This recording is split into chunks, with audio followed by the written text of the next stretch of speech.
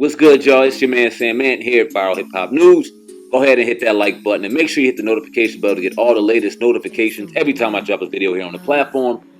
I do appreciate it. All right, man. So I'm going through the records, man, going through the crates because it's the day before Thanksgiving. You got kids off. A lot of people are out of work. People are about to enjoy themselves, get some good food with their family. And of course, people are sitting on their phones, wondering what to watch on YouTube, get some good content in. I was going through the crates, like I said, and came across this video of Julia Beverly, the author of Pimp C's Trill Life Story, Wendy Day, Big Gipp, a number of other people talking about the beef between UGK and Master P's No Limit Soldiers. Now, we all know the violence that ensued between Pimp C, Master P. We've heard those stories many a times, but I know that I firsthand did not understand or did not know exactly why the beef occurred. You have these three components telling the story, giving the backstory on why they had beef, how they squashed it, how it cleared up, etc., etc. They also went into depth and talked about Master P's business skill, how they had beef or had disagreements on the contract structures of both UGK and No Limits agreements, their contracts. We know at the time No Limit was making a dangerous amount of money back in the early 2000s with the rise of a lot of the Southern stars, rise of a lot of independent artists. Master P came out, wasn't the most lyrical, wasn't the greatest lyricist of all time, but was a master marketer, something we see him still doing to this date, and something that pissed Pimp C off, among other things. Y'all go ahead and enjoy the content. Legendary Pimp C, UGK, Master P, giving their backstory on the beef. Y'all enjoy it. Hit that like button. Without further ado, Julia Beverly, Wendy Day, Big Gipp. In the late 90s, quite a lot of drama involved with that. But one of the things that someone noted while I was doing the research for the book was that Pimp was, there were other issues as well, but Pimp was kind of upset because No Limit had this incredible deal where they're getting, 80% of everything off the top, no expenses. They're making millions and millions of dollars. Pimp C, who's, arguably a much better artist, he's stuck in a deal where he's getting 7% after all the expenses are recouped. So I know, Wendy, you were involved in negotiating or, contractually in both of those incredible deal where UGK was kind of stuck in this situation. I wasn't involved in the UGK original deal, but I was involved in the original Master P deal. It was just a different, P came with a different leverage than Chad. He was cranking out albums every 15 minutes, and I'm exaggerating, but not really. Exactly. And P was inferior as an artist, but P also knew that.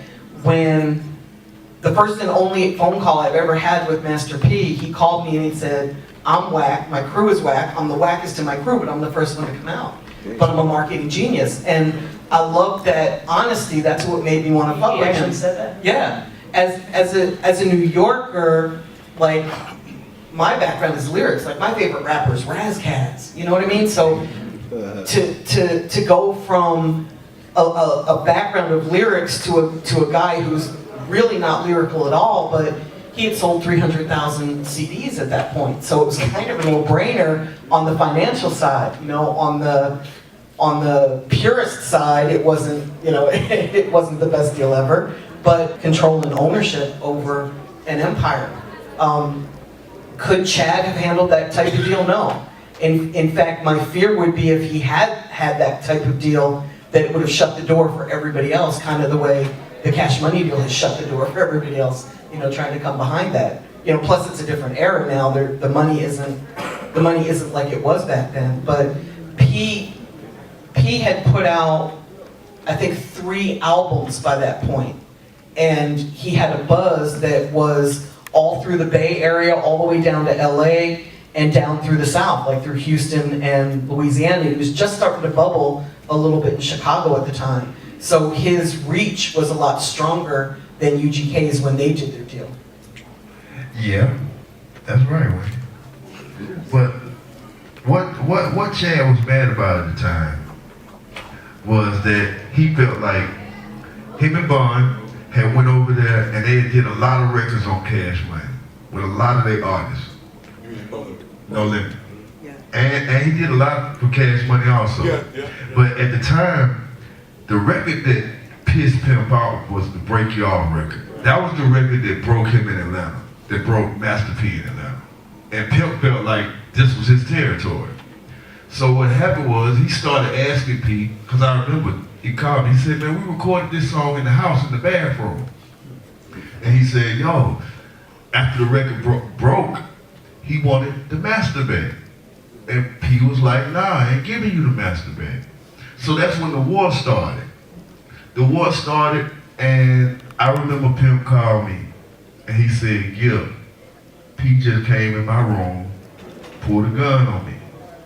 And I said, what you mean? He said, man, somebody from downstairs let this man in my room. I woke up and P was standing over me. And what had happened was, and I'm gonna be real with you, it was a hit put out on his life. You know what I mean? It was a hit put out on his life. And the people who was gonna do the hit went to Jay Prince and told him that it was actual hit on Pimp's life. That's when P, if y'all see, P had to leave. P had to leave the South. You know, he had to leave. That's when he left, sold everything. He moved out of Houston and went to LA. And this is when the whole war started. And I was with him during that time. And I think that he really, this is the whole thing. Bun was in the middle of it too. And Bun didn't want that kind of war, but Pimp felt like, man, like I really gave Master P the record that really blew him. And I feel like, P, if I helped you, give me my record back. At least give me my master back, because I did so many other records for you guys. At least let me have that master. And he refused. And I think that relationship never really got, you know, cleaned up. And never really, I think Pimp went to his grave being an enemy of Master P. You know what I mean? Because he felt like, man, like, come on, man, like, you was already robbing so many of them cats down there. You gotta remember, man, P was doing publishing deals and all that kind of stuff. So Pimp at least felt like, you got enough money, you got enough stuff going on, at least give me that master back and we can be friends. You know what I mean? So it was a real dark time, man. It was a real dark time. But I was there with him, Bron was there with him, and I feel like this, man, like, you could be in the music industry and y'all could be friends today, and tomorrow something blow up and that same friend ain't your friend. You know what I mean? And I think that was the first time that Pimp ever felt like his hand had been slapped by a friend. Not only not be your friend, but they will shoot at you. Like, it can escalate in this industry very quickly. Well, they actually did squash things after he became rules. But and you know, Julia, it's another part of that, because and this is for the artists who have your crews. I remember we was in a hotel one night. Jay Prince was on one phone, Pete was on one phone, and on the other line was C, and everything was being talked through. And I think his name was Tavesta. That's just Scott. Yeah, he jumped down and said something crazy about, we're glad this over with, kid, y'all, and that's what just hyped everything up. So you see it over and over again. Your artists are cool, but the crews you hang with will get you in trouble. It'll start more shit than you can handle.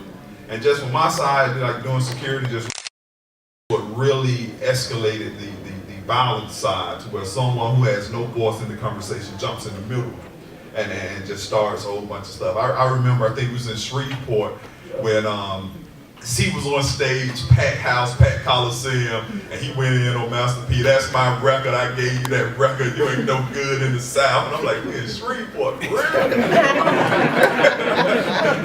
My job getting hard. So, yeah. You in that book.